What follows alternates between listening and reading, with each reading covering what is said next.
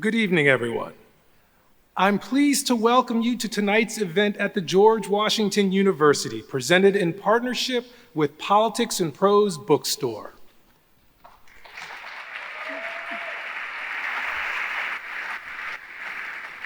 With GW's location in the heart of our nation's capital and our historic strengths that include public policy, law, and international affairs, our partnership with Politics and Prose has yielded remarkable convening power. Together, we've hosted conversations with former Secretary of State Hillary Rodham Clinton, former Secretary of Defense James Mattis, and actor and GW alumna Kerry Washington. We are thrilled and honored to host tonight another guest speaker who is at the forefront of some of our most critical national conversations. Journalist, author, and public speaker Malcolm Gladwell is here with us this evening to discuss his new book, Revenge of the Tipping Point, with journalist Steve Inskeep. To introduce them both, I'm honored to welcome the co-owner of the Politics and Prose bookstore, Bradley Graham, to the stage. Brad?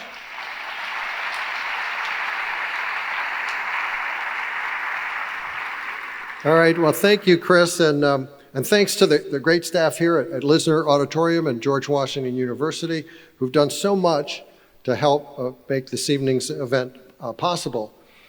P&P, if you don't know, is celebrating our 40th anniversary this year, and thank you. And we remain committed not only to providing the DC area with books and gift items, but also to bringing authors and readers together in forums like this terrific auditorium.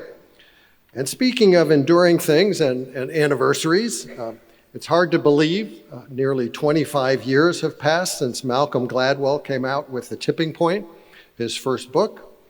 The book became a bestseller, its title now often used to describe the moment when some emerging behavior or cultural trend transforms into a social phenomenon. Malcolm himself has gone on to write a number of also very popular books. This new one is his 8th, all with his distinctive style of using anecdotes and studies from various fields to inventively, engagingly, and at times provocatively interpret behavioral science and business concepts for the rest of us. He's also started an audio company, Pushkin Industries, and is attracting a large audio audience hosting the podcast Revisionist History. And of course, he's continued to do pieces for The New Yorker, where he's been a staff writer for 28 years. But The Tipping Point remains a fan favorite. And on the occasion of its 25th anniversary, Malcolm sought initially to do what he called a quick and simple refresh of the book, but halfway in, as he explains in the acknowledgments, he realized he'd misjudged how much things had changed and how much more he wanted to say, so he pretty much embarked on a new book, though one like the original, still intended to explain how and why society changes. He continues to believe in identifying patterns in the way the world works and looking at the laws, particularly of how epidemics spread, to understand how ideas move through societies. But while his first book advocated using the laws of epidemics to promote positive social change, he's thought a lot since then about, as he says, what happens when people use such laws in ways that are malicious, damaging, or self-interested. And in Revenge of the Tipping Point, he aims to explain the dark side of contagious phenomenon. Now, guiding the conversation about that with Malcolm this evening will be someone with a voice all of you NPR listeners will recognize, Steve Inskeep, a veteran host of both Morning Edition and NPR's morning news podcast Up First. Steve also has written 4 books.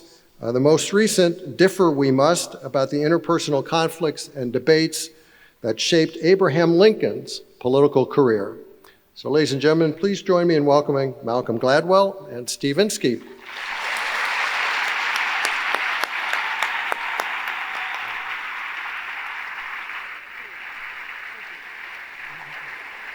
Thank you.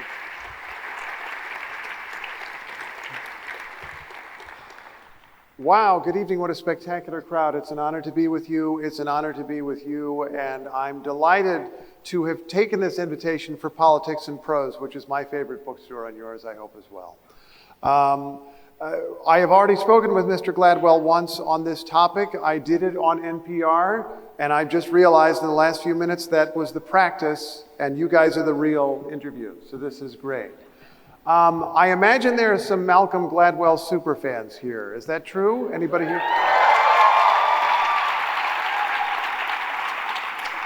Are there also people who just kind of wandered in off the street because you were looking for a bar? Oh, there's a few. Okay, that's good. That's good. I thought I would take this opportunity to talk a little bit with Mr. Gladwell about how he got to this point, to hear a little bit of his biography. It seems a perfect occasion to do that since you were revisiting material from a much earlier phase of your writing career. So let's go through some basics. Where are you from? That's a tough one? It is a tough one. I was born in Fareham in England, which is next to Southampton.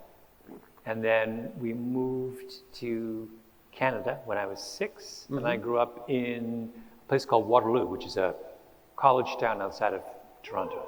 Okay, we got some Waterloo people here. Yes, there's some Canadians. Were your parents college people connected to the college? My father was a mathematician at the University of Waterloo. And my mother who was a family therapist. Oh, okay. A writer. Okay, that's a good combination. You got the relentless logic and then figuring out the way your mind is bent by the relentless logic. Yeah, although you would think that. In fact, that's actually not. No. Was it the reverse? Was she the more logical one, perhaps? Is that... No, I don't. Okay. My father was someone who, I think he was only really interested in logic when it pertained to math. Oh, I see. Okay. I think he had a kind of bounded rationality. Okay. And I think once he wasn't doing complicated equations, I think he backslid.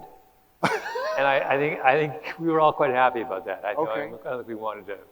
You don't want if your father's a mathematician, you don't want that guy in the house. No. Right. Would not. And he understood that, apparently. I think you want to leave that at work. Yeah. No, he was really into gardening and dogs. Okay. And he really liked small children. Oh. And he was an Englishman, so he liked going for long walks. Wait a minute, an Englishman who liked small children. That does seem No, it's consistent. Okay. His favorite thing was going for a long walk in the rain with the dog. Oh, awesome. And then coming home and digging in the garden, and then having small children when he came inside. That was a perfect day. Now, did you grow up thinking, I'm going to be a writer, I want to be a writer?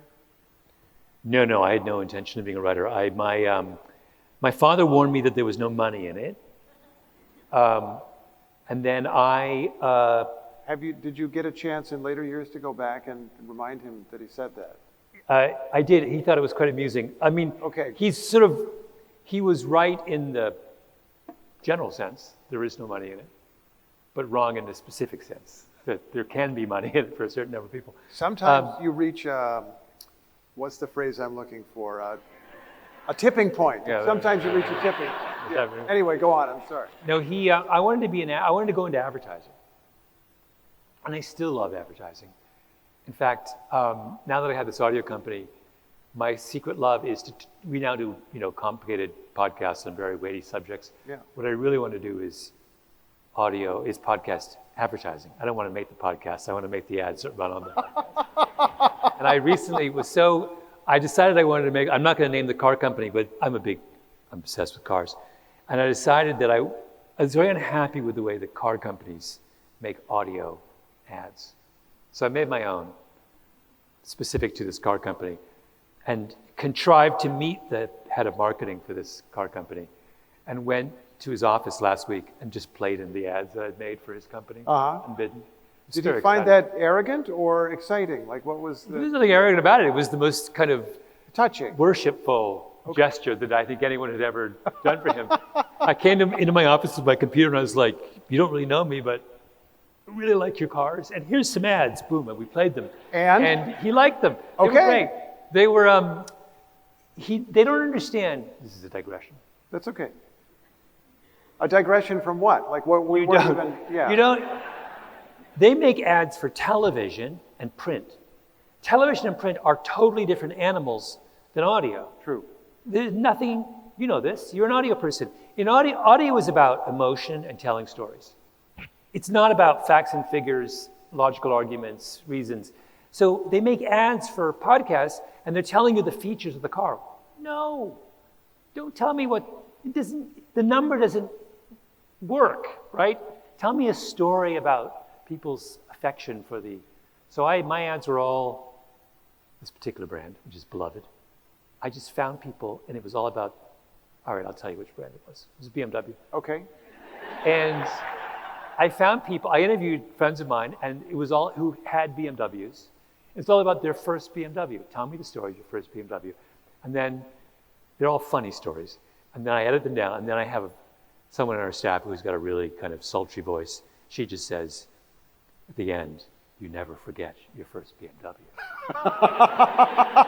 I'm so enormously pleased with these ads. One of them, my favorite one, actually, I'll tell you my favorite one. My cousin told me this story, true story. A friend of his moves to Johannesburg. He's a car guy, gets a fancy job, buys an M4 competition, which is like the most badass BMW you can buy. Okay. In like fighter jet gray, which is like the really cool color. He picks it up from the dealer, so proud, wants to show it off to a friend of his. They go out for dinner. They're having dinner at the restaurant outside. He's talking about how great his car is. He looks up and he sees his car driving down the street. Someone's stolen it. So it's like his friend, they run out, they hop in his friend's 911, like, because that's the only car that can keep up with a M4 competition. And they have it's like the Fast and Furious, like racing through the streets of Johannesburg, trying to catch this car and like screeching around corners and like running red lights up and down. And finally they're in this big long street where all the fancy houses are in Joburg, and the M4 scoots ahead of them. This gate glides open. The M4 goes to the gate closes, and the guy realizes, my car's been stolen by like some, organized crime guy. I'm never getting it back. And he's despondent. He goes back to the restaurant. They finish the meal. The guy says, can I drive you home? He goes, no, I'm just going to get an Uber. And he walks down the street, and he's just like, head is in his hands, and he sees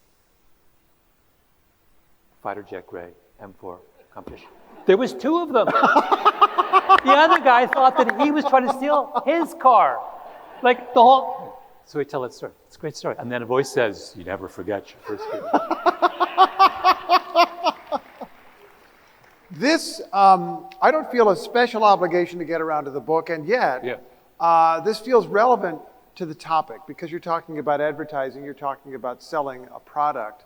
One thing that you do in your works is sell ideas, market ideas.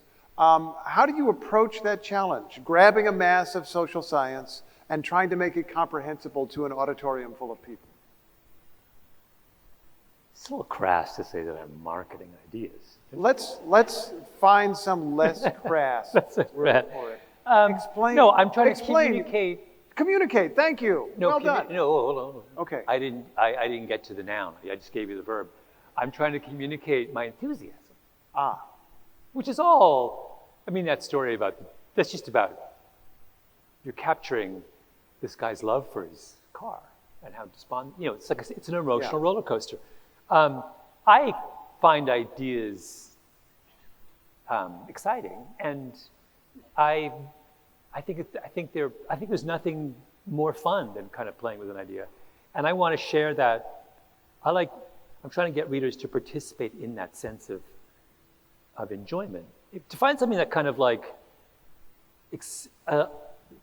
to find an idea that explains some little corner of the world, and then to find a story that illustrates that idea it's a kind of lovely thing if you can pull it off. Is your own enthusiasm the most important single ingredient in conveying that enthusiasm to other people? Yes. That's the thing you can't fake. You can't fake it. No, you can't fake it. You have to be and I think that's why I don't think, I always tell a story about, I was in Houston once, and I was in a coffee shop in this fancy part of Houston, and this woman drives up in it's a Range Rover, fancy car. She's got the beehive hairdo, like dressed to the nines. This is like super, Republican, whatever. She comes up, she sees me, she goes, "Are you Malcolm Gladwell?" She goes, "Yes." She goes, "I've read everything you've ever written, and I disagree with everything you say." And that was like, I was like, that's amazing. That is the greatest thing anyone has ever told me. That is awesome. Because it was, for her, it was just about, she caught the enthusiasm. She didn't agree with any of it, but she thought it was fantastic to learn about it. I had the very same experience this very morning in a slightly different form. I do broadcast this little radio show and podcast. And there's this guy who's been writing for years, writes me emails, outraged, extremely detailed critiques from his particular political perspective of story after story after story for years. And this morning we had a story about Pink Floyd selling their music catalog for hundreds of millions of dollars. So we had this story, and I actually sang some Pink Floyd lyric in the course of the live broadcast. Yeah, I don't even remember which one it was. We'd have to go come back. on, it was this morning. No, whatever it was. You're not going to sing? You're not going to sing? I'm happy to sing anything that I can't even think of a lyric right now, but as soon as I remember one, I'll be happy to sing. I'll sing Back Home Again in Indiana. I'll sing anything you want. But in any case, I think it might have, but hello, is there anybody in there? That's right. Well done. That was very well done. In any case, the gentleman who's been writing me political emails, outraged about story after story for years and years and years and years, finally got caught by something that he liked, and he wrote in about Pink Floyd and said that he enjoyed it, and he thought that I clearly had enjoyed it, speaking of enjoyment, and he began offering me advice on how I should try to frame an interview request to Roger Waters, which was very nice. And then he signs Mike. We're on a first name basis now, apparently, this man. And then after Mike, he writes P.S., and then there are several paragraphs denouncing another story in today's show. He's super involved. But I felt good because it's like, he's listening. He's listening. He's a secret fan. Agreement with your, people who agree with you are sort of overrated. What you really... I disagree. No, go on. Go on, I'm sorry, please. No, what you want is that. Guy's engaged with you. That's what you want. Yeah. Like a woman in the coffee shop, she's engaged with me. To want her to agree with me is, that's like pushing your luck. You need to get there. It's like and if we had that if we lowered the bar and say what we really want to do is for people to be engaged with each other, I think that solves a lot of problems, right? Like I've always been mystified. I was thinking about this the other day. Recently, I've started to listen to a lot of Joe Rogan. Okay. And the structural problem with Joe Rogan, of course, is that it's 2.5 hours. And he does like 2 episodes a week. So it's unclear to me how you sustain employment and also listen to Joe Rogan. I'd actually like to know the numbers, like how many people get to these. It's just not. So I tried to get through one episode, and it was like, it consumed such a massive part of my free time. But anyway, I was committed to it. And I was thinking, the thing that I find interesting about him and his guests is how often I disagree with them. Which is and it's kind of refreshing to kind of and I was learning, it's taught me all this kind of stuff about why someone would hold a position that I don't agree with. That's actually really kind of insightful and interesting. And then also you learn the things that you do agree with him and his guests on. And you're like, oh, wait a minute. We're eye to eye on that. That's sort of cool too. But the reason it works is that I have given up on the notion that I want to walk with him, down the road of his ideas. Yeah. What I really just want to be is kind of like a fan of the process. I'm really fascinated to hear you say that, because this is another thing that I spend a lot of time on, of course, is talking with people who disagree with one another, putting people on the radio that somebody out in the audience despises and doesn't want to hear from and considers me biased for even talking with them. And I've had to think about this a lot because there are many people in society who find that kind of engagement to be almost or actually morally wrong and take and it's interesting that I would use this word given the topic of the book, an epidemiological view of ideas, that you should be careful not to expose yourself to dangerous ideas. You should mask. Yeah. You should isolate.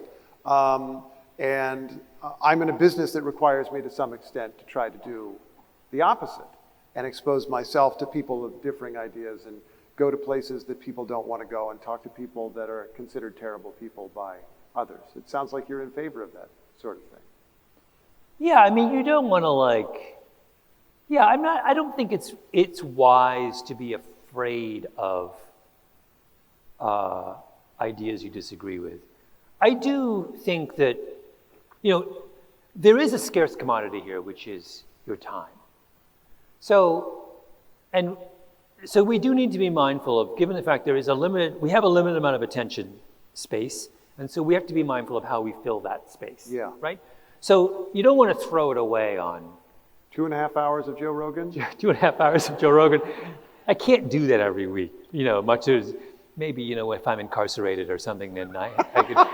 But maybe that's part of the audience for that show. Who knows? But so there's that. I do think about that I can see there's a kind of efficiency argument that, don't eat junk food, right? Empty calories or whatever. But that doesn't mean that you should be,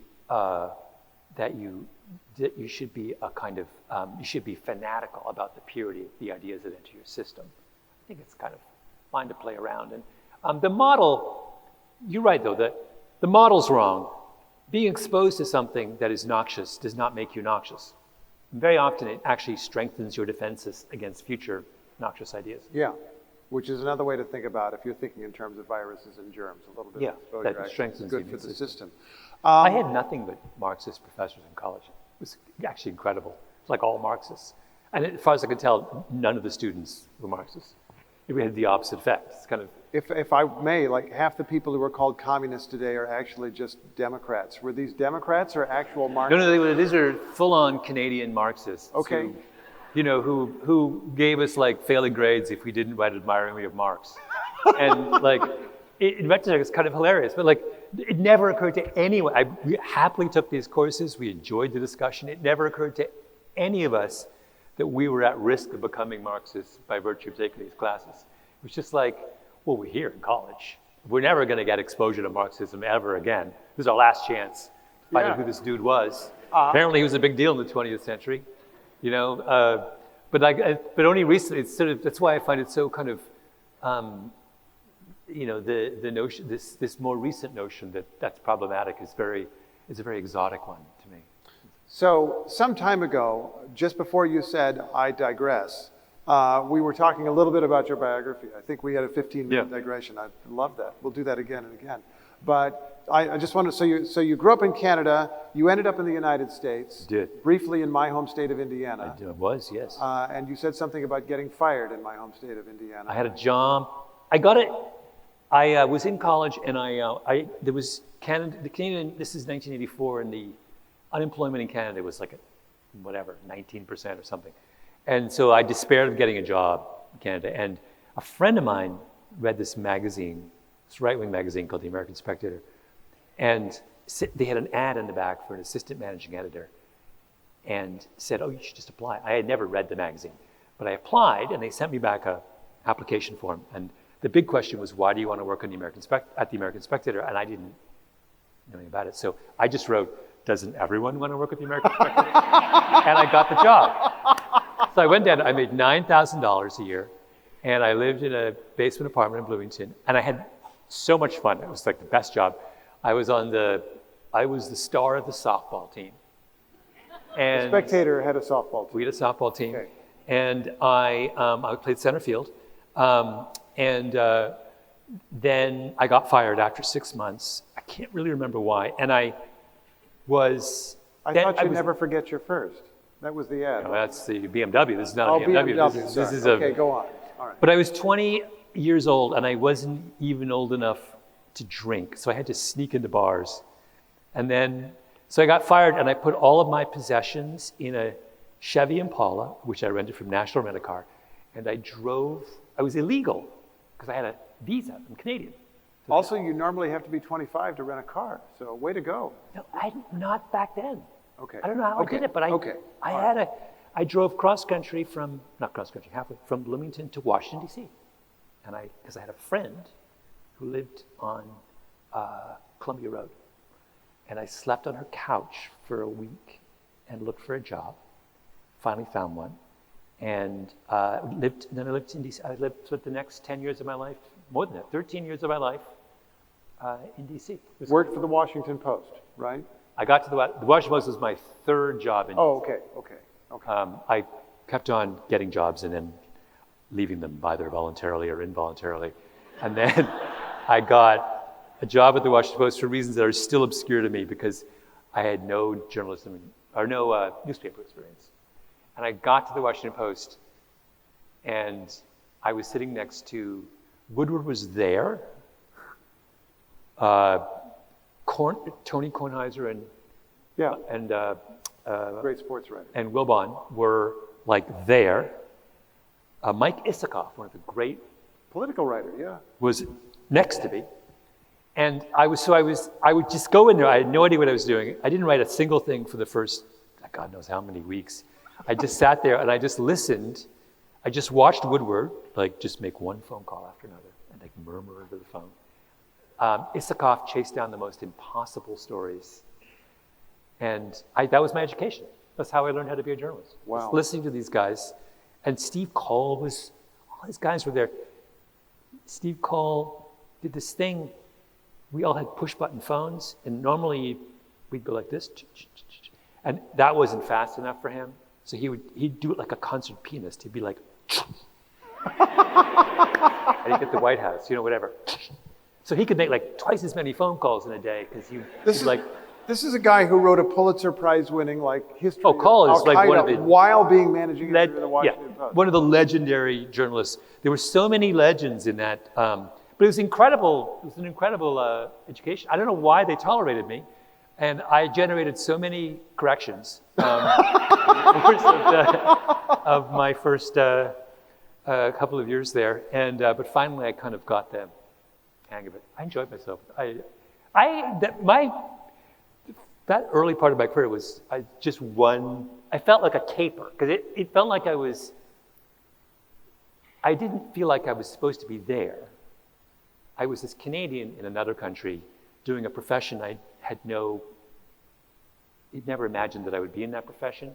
And I kept getting these jobs that I had no particular, they would just sort of happen magically. So the whole thing felt like I was playing with house money, it was like, and then at one point, I was illegal and I got caught.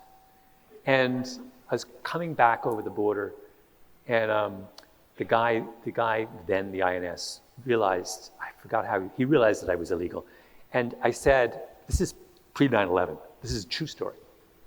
I say to the guy says, you can't come in, you're working in America, but you don't have any papers. I was like, yes, that's right. And so you have to turn around and go back to Canada. I said, I have a doctor's appointment next week. This is a true story. The guy looks at me and says, okay, you can go to your doctor's appointment. So I come in and I quit my job and I sublet my apartment and I sell all my belongings.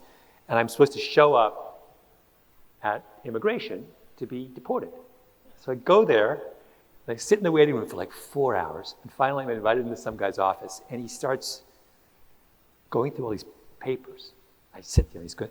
And finally he says, I have no idea who you are or why you're here, but I've lost your file. And I walked out and I went back, I called my employer and said, I'm back. And that's why I'm here today. I'm not in advertising in Canada. Is your status okay now? Yeah, I'm fine now. I then won the lottery. I won the green card lottery. Oh, congratulations. And this is another thing. I realized, remember, in the first time they did the lottery, they had a loophole. They forgot to place a limit on how many times you could apply. Now for the lottery, you apply once. They forgot that. Someone passed a law in Congress and someone screwed up in the writing of it. So if you looked at it, you're like, oh my God, there's no limit. So I applied 500 times. And I remember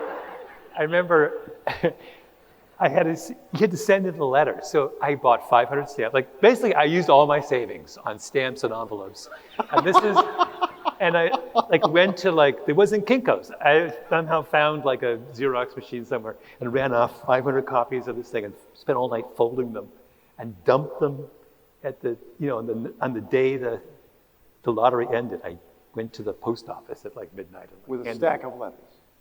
And I got a letter in the mail 6 months later saying, congratulations, you are the lucky winner of the... It's fantastic. So all of this, if you wonder welcome why to I have... America, yeah, welcome to America. Basically, my story is a story grounded in, first of all, the incompetence of the American bureaucracy, and both instances, and second, by the kind of whimsical decision of Congress to grant green cards by lottery to Canadians. Spectacular thing. So how did you get the idea for the book that preceded this book, The Tipping Point? Your first ever book, right? It's very funny you mention this, because I began when I lived in Washington, D.C., to realize this is pre-Google. So when I was at the Washington Post, I used to, once a couple weeks, I would come to the Marvin. Is it the Marvin Center? What's the library here? The Gelman Library. I would come to the Gelman Library and I would wander through the stacks. And a huge number of my stories for the Washington Post were generated by things I found in the stacks at Gelman. Huh. And so when I moved to New York, I started to do this at Boeb's Library at NYU. And one day I was I was fascinated by the fact that when I got to New York City, it was insanely dangerous. And then within 3 years, and I had an apartment on the 5th floor of a walk-up in the West Village, which is now very nice, but back then was like a little shady. And my window of my bedroom opened onto the fire escape. And so you had to keep your window closed, even when it was really hot out, because you were worried that someone would come up the fire escape and come in. And so I lived in this apartment for 3 years. And then I remember at some point in the 3rd year, I slept with my window open because crime had just disappeared. And I thought this was so fascinating. I could not get over the fact that, and everyone I knew, when I got to New York, we were so terrified of crime. We used to you went out in packs. And at the end of the night, you'd be in some bar and everyone would take all their money out and you would figure out how everyone was getting home. And if no woman was allowed to go anywhere by themselves, it just was a law. And, even if you were on a terrible date, you had to walk the girl home. There's no question. It could be the worst date ever. You walked her home because you didn't want to wake up in the morning and learn that something terrible had happened. And then it all just went away. I thought this was unbelievable. So I go to the Boeb stacks one day and I'm reading back issues of the American Journal of Sociology. And I see this article it's called The Epidemic Theory of Social Problems, by a guy named Jonathan Crane. I was like, that's it. It's an epidemic. And the epidemic just ended, right? And it was all about tipping points. And we just had a tipping point and it went away. And so that was where I wrote an article for the New Yorker called The Tipping Point. Just basically a riff on what happened in New York was that we had an epidemic and the epidemic ended. And then I wrote a book about it. And that was what led to the first tipping point. How did you get the book itself across the tipping point or do you feel you understand why that happened? You write in the book, you write early on that you went to a book event and 2 people showed up. First one was 3. It was actually... 3. Including you, or? Well, no, there was some guy who clearly had just wandered in, thinking there was free food. And then there was the mother of a friend of mine, but not my friend. And then there was somebody else who had some random thing. And I just remember, back then, you did reading. You actually read from the book. I just remember it was at this bookstore in LA. I just remember feeling like a complete idiot. It's just reading to these 2 people. And I thought, okay, that's fine, whatever. And then kept going. It picked up a little bit, but it didn't really pick up until my second book came out. But what happened in the interim is that I never stopped doing book events. I just kept going. You could do that. I feel like there was all kinds of things were possible back then that are not possible now. I just kept doing them. For years, I would just go out and do, and I convinced the publisher at the New Yorker to give me a book tour, like randomly. And he said, sure. And I would, this lovely guy, we just flew around the country for like months, just doing events. And I think, so it was very like long, slow process. And then my second book came out, and then the tipping point kind of. So you were a super spreader. I guess I was the hard way. Yeah. But do you think that's what it was? Just literally, I mean, actually in the kind of classic tipping point way, like you got it to enough people and then eventually it exploded. Turns out if you are willing to put your entire life on hold and just live on airplanes and cheap hotels for 4 years, you can create a bestseller. The number of people who are willing. Someone's out in the audience taking notes on this. And people, it's funny because in the original tipping point, I think I tell the story of a woman who does that for that book, The Secrets of the Yaya Sisterhood, which is a huge book. Uh-huh.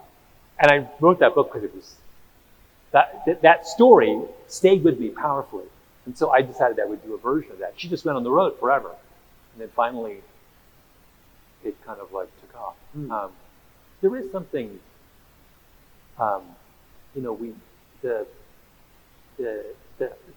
the importance of that kind of personal connection is probably greater today than it was back then, by the way. Why? When everything is so much more impersonal and people are so much virtual. Because everything is much more impersonal. Why do live music is huge, way bigger today than it was 25 years ago. Way more people go to sporting events. Way more, anything live is just, it has a kind of currency today that it didn't have when everything was live, right? And so that kind of, exploiting that kind of, it's the paradox, at a time when it is easier and more efficient and cheaper to reach people through all kinds of different electronic means, digital means, the importance of this is greater than ever. What happened when you came back to, oh, yeah, go for it, yeah. What happened when you came back to this material, reread that 2-decade-old book to contemplate revision? Well, but I wouldn't call it a pleasant experience. I mean, I hadn't read it in 25 years. I don't ever read things once I've written. Which I think is very wise. Having done it, you still think it's a wise? You should never reread something unless you're being under some compulsion. Lawsuit, some other. No, it's just not good. First of all, you got to move on. Yeah. Secondly, you don't want to. The whole point is to grow. You want to. You don't want to be someone circling back. You don't want to be the band that's still playing their one hit from. Yeah. Right. That's where.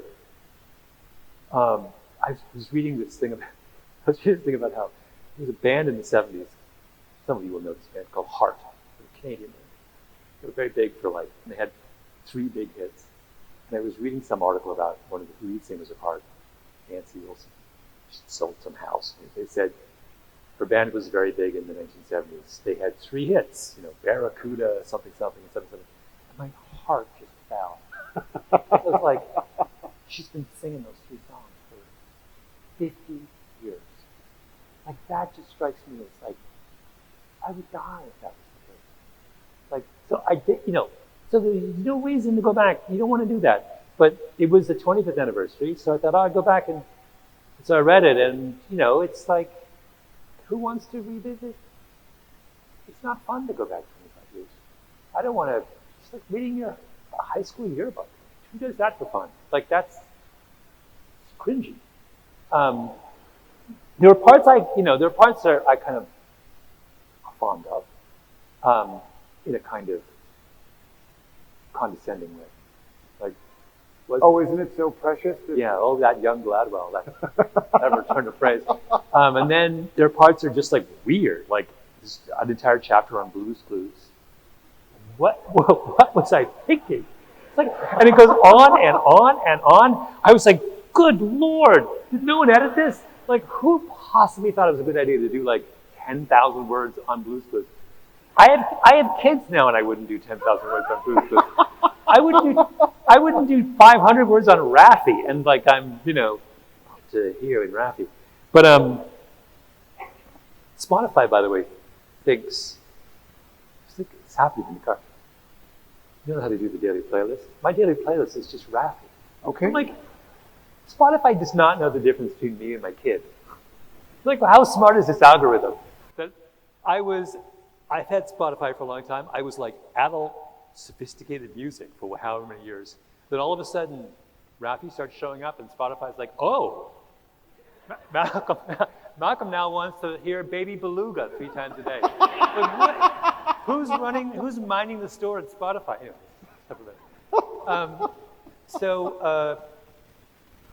I can't imagine what we were saying. Oh, you're talking about revisiting and writing. And then there's some, like the crime chapter is just wrong.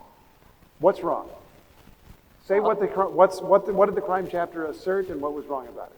Well, the crime chapter, which was the centerpiece, right? That's the thing that made me write the book. And I was trying to figure out, why does New York crime fall so dramatically? And the prevailing story at the time was this broken windows idea. And that was Giuliani's big notion, that if you crack down on small things, misdemeanors, people urinating in the street, you will solve violent crimes.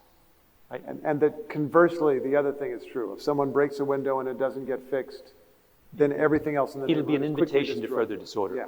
Now that idea is partially correct in the sense that a city cannot be healthy and functional if it is home to civil disorder, right? You can't have kids jumping the turnstiles. You can't have graffiti on the subways. You can't have, that's correct. Where they were wrong was they took 2 further steps. Step 1 was, and the right way to restore civility is to arrest everyone in sight, mainly young men of color. And then one further step, that unless you do that, violent crime there's a causal connection between the urinating and the violent crime. And in my defense, lots of people did, but I bought that argument. And I just thought, well, what other explanation could there be? We did this, and crime goes like this. And then what we learned subsequently is, this is incredible, beautiful natural experiment. Stop and frisk gets worse and worse and worse and worse and worse, until a point by 2012, the NYPD stops and frisks 700,000 people in 1 year. Almost all of them young men.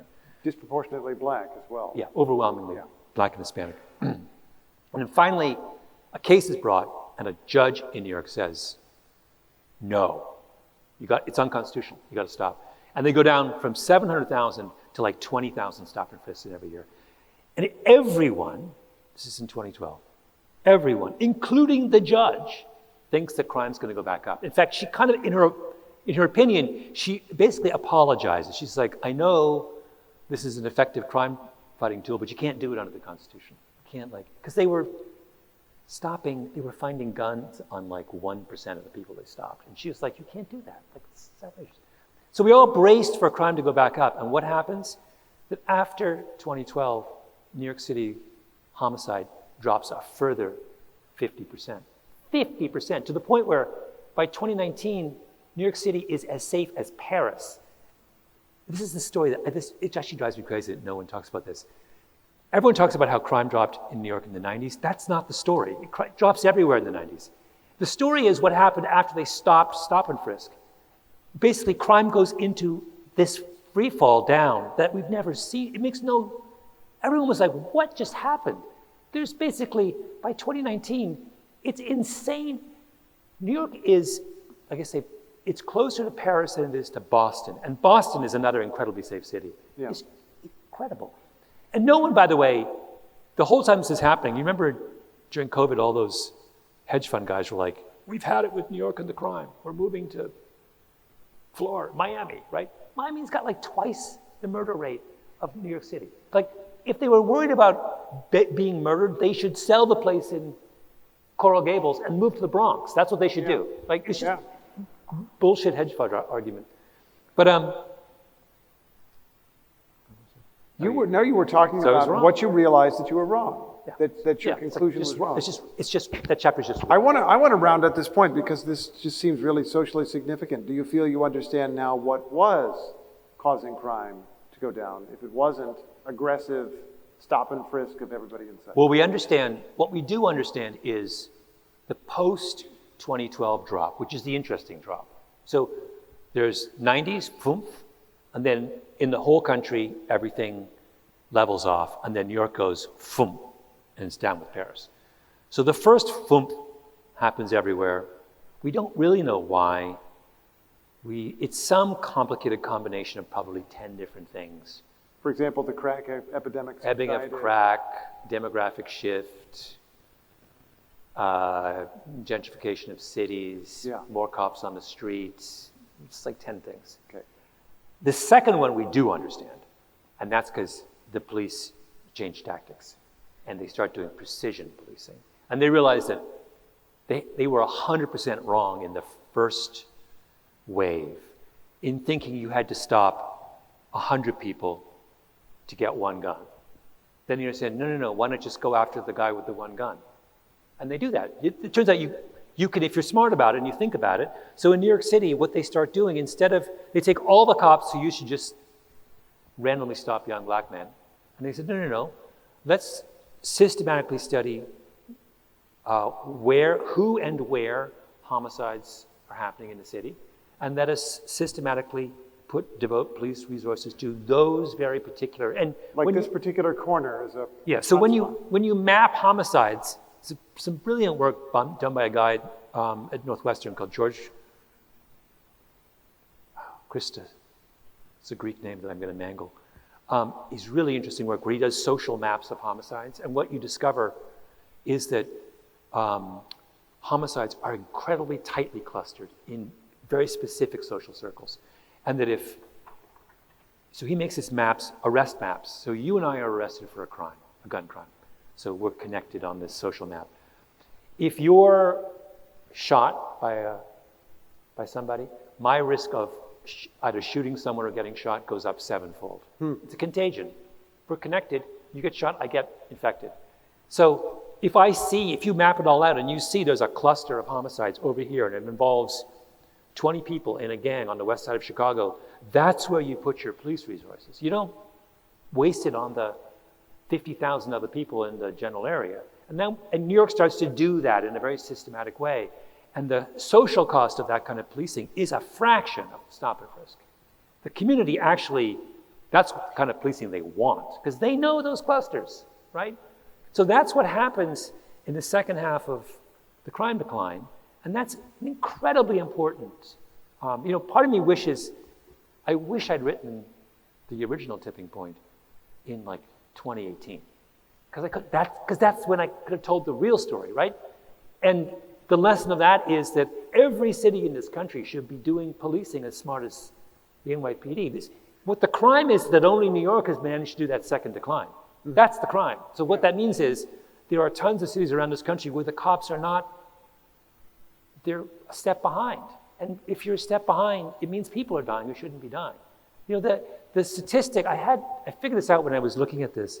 It's not in the book, but if New York City's crime rate had stayed flat from 1991, in other words, if there had been no decline at all, the number of additional deaths of largely young men of color, would be 62,000. Yeah. 62,000. So there are 62,000 young men walking around New York today who are alive who would otherwise be dead if they hadn't. It's an incredible number, right? So you realize the stakes in this are ginormous, right? And the idea that every single city in the country isn't sending, they are doing it, but has been slow to send, dozens of people to New York to learn how it's done. I'm thinking about what you feel was wrong and what was right about the original take. It sounds like the broken window theory stuff turned out to be wrong or irrelevant. But the idea of thinking about crime as an epidemic Was right. was right, and you still believe in that. And that's I believe in that. But I just missed, there's something, I went to Philadelphia to hang out with these emergency room doctors and to talk to them. I was interested in talking to people about sort of what we've learned over the last 25 years. And one of the women there, really interesting doctor at University of Pennsylvania, read the original Tipping Point, and she read the crime chapter, and she said, you know which begins with the story, but the famous story of Bernie Goetz, the guy on the New York subway at the lowest point of New York City crime. This is the guy who shot people on the subway in self-defense. He's accosted by 3 young black guys on a subway in 1984, and he pulls out a gun, and he goes bang, bang, bang, and then one of the kids is on the ground, and he shoots him again and paralyzes him. And he's a hero in New York, because he finally stood up and said enough, even though he's sort of a psychopath. And I tell that story, and I'm not sympathetic to Goetz. I'm just pointing out, I make him out to be a kind of victim of this contagion of fear that the city was in the grip of in those years. Anyway, this woman reads the chapter, and she points out something that I totally had missed. She was like, you know, you spend about 3 pages describing the background and psychology and mindset of Bernie Goetz, and you talk about the 3 kids who accosted him in like 2 sentences. I just realized, without realizing it, I bought into the kind of, there was a lie at the center of that whole stop and frisk story, which was this whole thing is about fear, right? And it was a story always told from the standpoint of the potential victim who was terrified of young black men, right? And the way I told the story reinforced that narrative. I didn't realize I was doing it. It took 25 years for this woman. She's like, read the chapter. And I read it, I was like, holy shit, I did that, right? It's like sort of, that's why you don't go back and read it.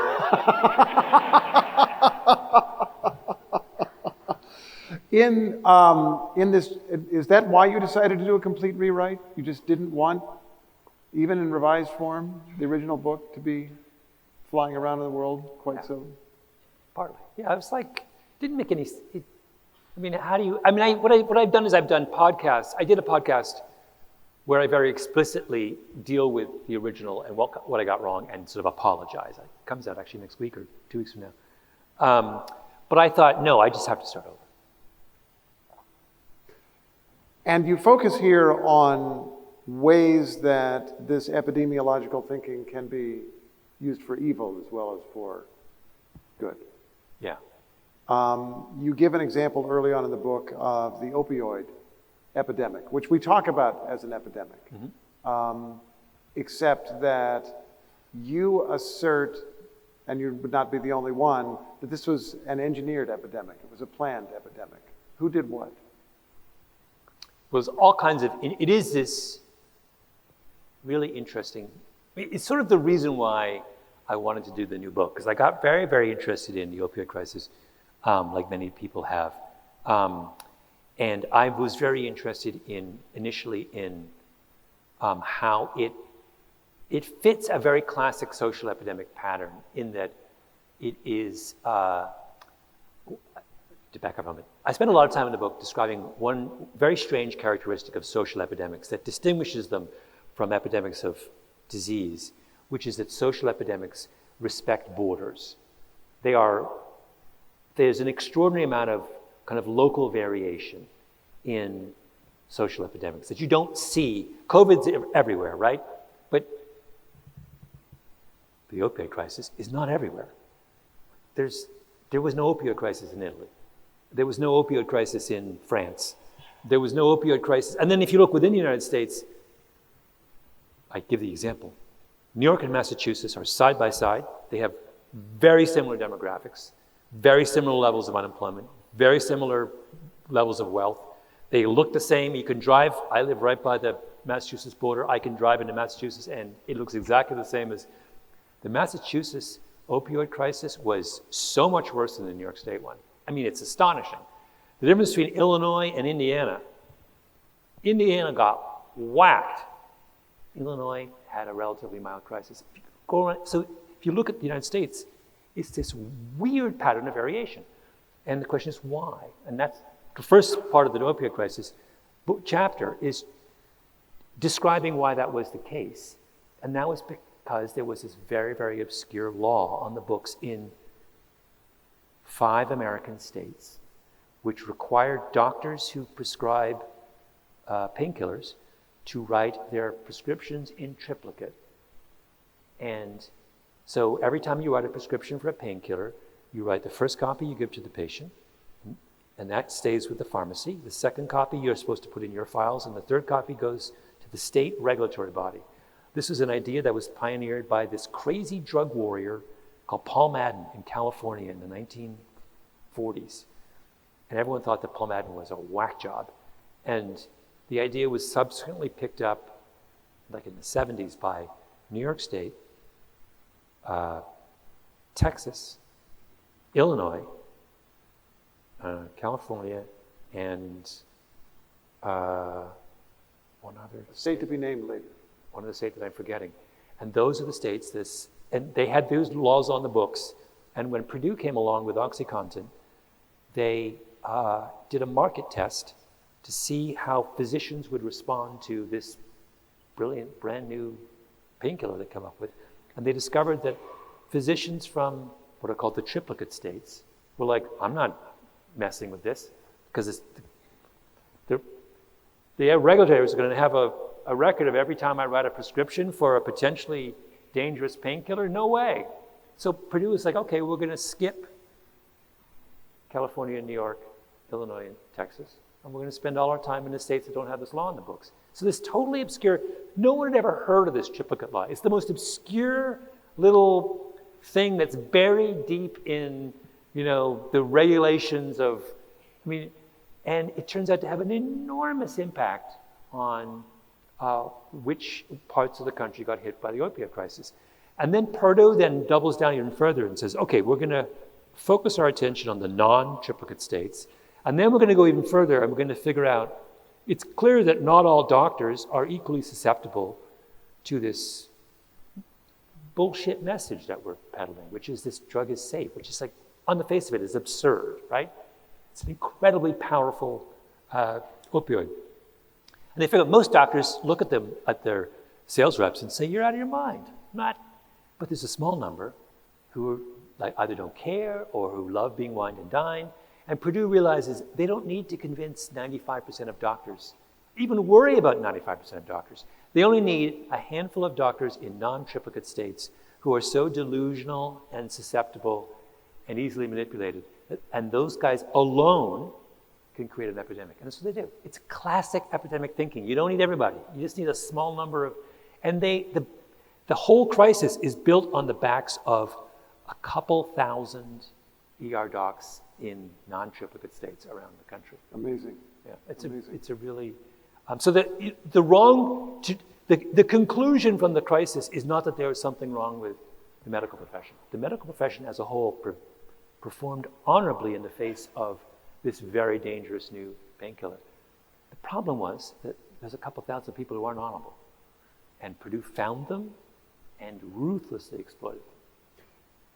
You mentioned in the NPR interview that you have a little darker view of life, or a less optimistic view of life. Am I paraphrasing incorrectly? Well, only in comparison to the absurd optimism of my youth.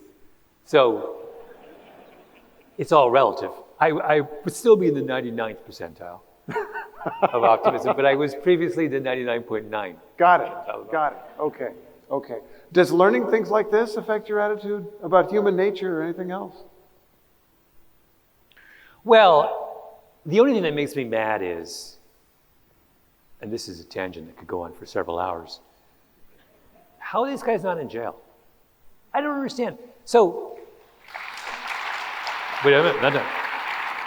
Sam Bankman-Fried, who killed absolutely nobody, and who basically everyone he quote unquote defrauded has now made more money. They got more than their money back. He's in jail for 8 years. Why? Because he peddled some nonsense scheme, and some people with lots of money were dumb enough to believe it. So he goes to jail. Meanwhile, Purdue actively starts a epidemic that claims the lives now in America of over 100,000 people a year. And those guys are fine. They're swanning around. I'm sorry, it's just all backwards. We're get all uppity about some guy's who's concocting some fakakta financial scheme that just like anyone with half a brain wouldn't go within 10 yards of. And like, that's outrageous. Let's descend on him and like, but the other guys who are killing people were like, let's just do some bankruptcy thing and you guys can go on and continue your donations to Harvard University. Like, the whole thing just is nuts to me. Like, how did this happen? Like, it's like, anyway, it's very puzzling. Well, on that cheerful note, I have here some of your questions. Thank you for submitting your questions. I thought I would pass some of these along to Mr. Gladwell. Let me pass on that one. We've already gotten, why did you decide to revisit the tipping point? I think we've got that. Ooh, have you considered writing for a younger demographic, either children's books or young adults? I am so inundated in children's programming right now that the idea that I would be complicit in furthering more of this. I mean, predictably, I have really strong feelings about children's books now. Mm-hmm. So I have 2 young children. And the impulse that apparently some children's book writers have to preach complicated, largely progressive messages to 3-year-olds 20 years too soon just drives me nuts. Like, my 3-year-old does not need to hear that the planet is imperiled by climate change. Like, I just saw, like, how did this book get in my house? Like, we're trying to like getting ready for bed and like the world is, my daughter's learning that the world is about to end. It's not helping me in getting her calmed down for, a good night's sleep. That can wait till age 5. It's like, I think this could safely wait a while and, so like, is there some algorithm that these people have that says the only way to win this battle is to reach people at the earliest possible? I think yes, actually. But that's crazy. Related question, how has being a parent shifted your perspective on your ideas? Well, exactly that. I don't understand this. My brother, who was an elementary school principal for many years, has this riff, which has done many times, too many times. But it would be useful if he was here, which is that you don't get a prize for winning a race that everyone in the end finishes. Meaning, he would always be confronted with parents who were delighted that their kid was the first one in their cohort to read. And he was like, who cares? Everyone reads in the end. Like, how can that possibly be a thing that you're like jumping up and down about? So in other words, racing to make your child read at 3 as opposed to 4 is a totally useless exercise. They were gonna get there. Like, it's like, you have a reservation for dinner at 7 and you get there at 6. Good for you. Like, you were gonna get fed regardless. And all you did was waste an hour. Like, can your poor 3-year-old just enjoy playing with blocks and not be bombarded with like, whatever the hell they're doing? So I do feel strongly about this. Like, just calm down about that. And also, the other thing. And another thing, go on. I'm going to continue on this because, I'm a runner, very interested in sports, and I'm already angry about what I know is going to happen, at like Little League when my daughters are 11 years old, which is going to be crazy parents want to like turn this into the major leagues. No, it's fine if they're bad. It's like, why do they have to be good? They're going to throw you off the field, sir. Right. Fine if they're bad. What are you talking about? Question about your running. You're a runner. Yeah. And I mentioned this to you earlier. My co-host A. Martinez runs. I run badly. And A was super impressed that you had run a mile in your late 50s in 5 minutes and 15 seconds. Yeah, you can applaud that. It's pretty cool. Now it occurs to me, you were going to finish the mile anyway. Why be in such a hurry?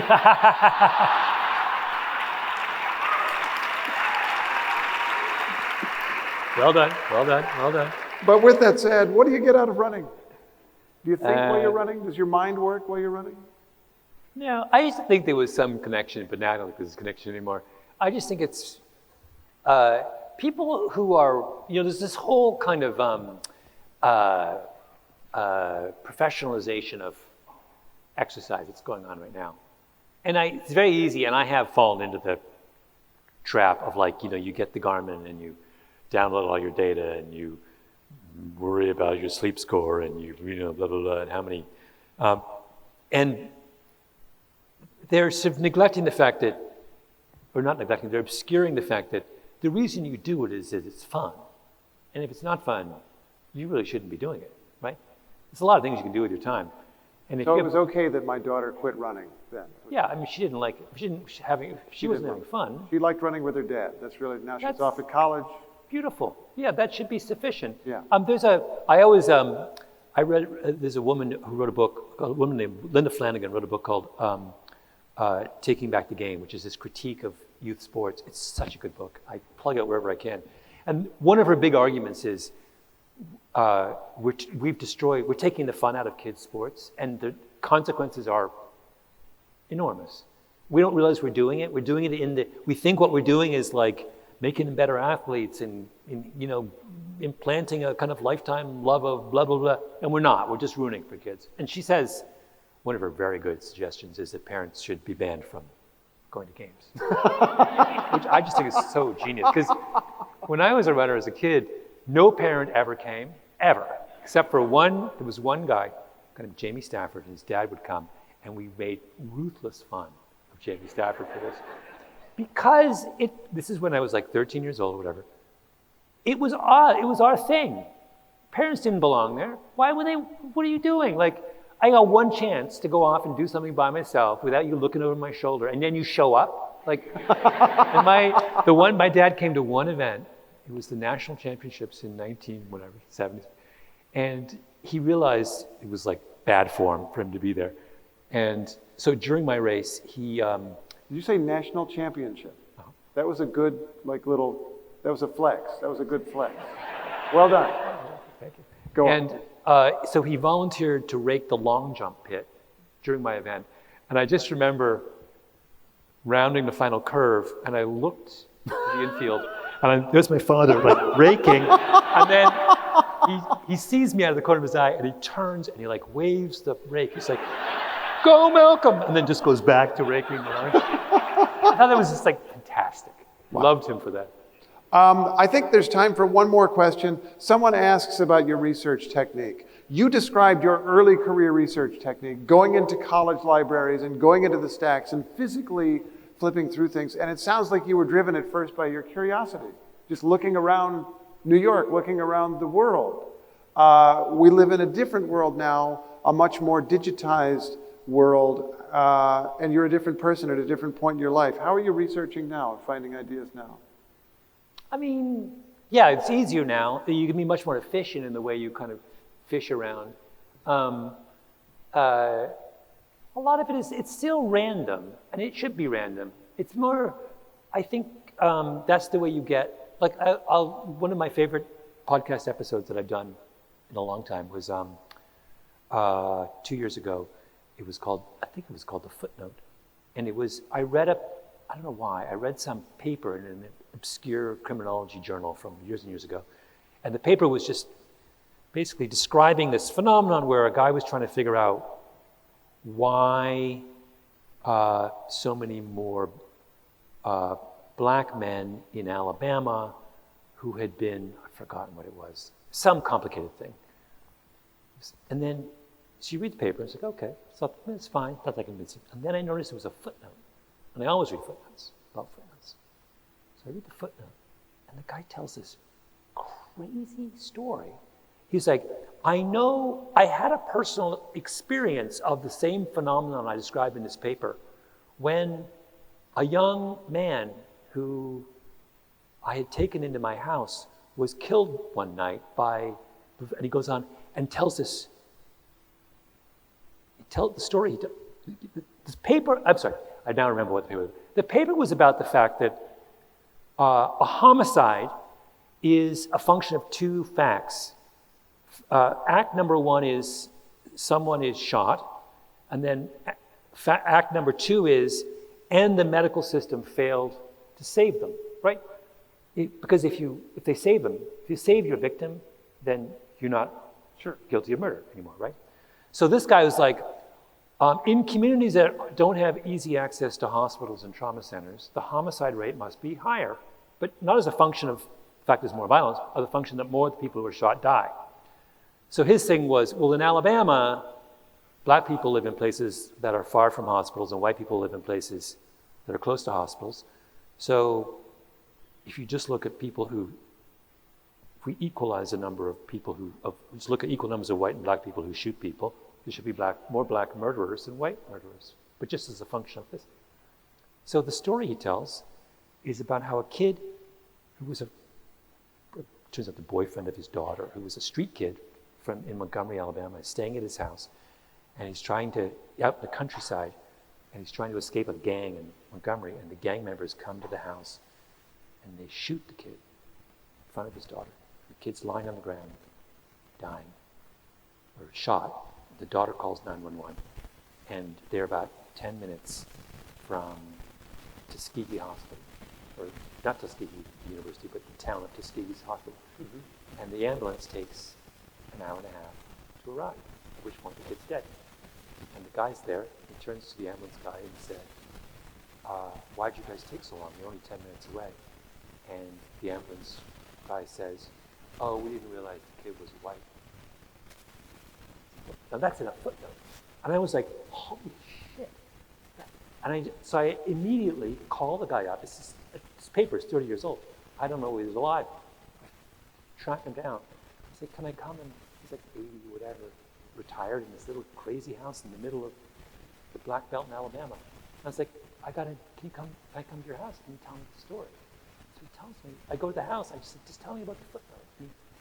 The whole podcast episode is just about this footnote, about this fact that this guy, and he was one of the first in the country to sort of drive home the fact that, look, the homicide rate is in part a construction of racial inequities in healthcare facilities, right? That don't assume that because so many more black men are murderers than white men, that this is because of something inherent in, could just be like the case of, right? Anyway, so I just went there. He was like nuts. He was like, drove by for an hour. I mean, he's like way off in the middle of nowhere in some abandoned plantation house. This guy is like, was kind of sick, and his voice would go in and out, and it was like these huge dogs walking around, and just like, the whole thing was like so gothic. But it was riveting, just riveting. And if you listen to the episode, there's nothing to do with me. It's just this guy talking, and I sort of, with some context. And it's totally by chance. It's just like randomly reading this thing, and I always read footnote. I mean, I just a habit of mine, just always read the footnote. And the footnote is the whole thing. There's a lesson for life. Always read the footnote. Malcolm Gladwell, ladies and gentlemen. Wow. What a great conversation. It was wonderful. Thank you. Thank you. Take a bow. They're standing for you. Thank you.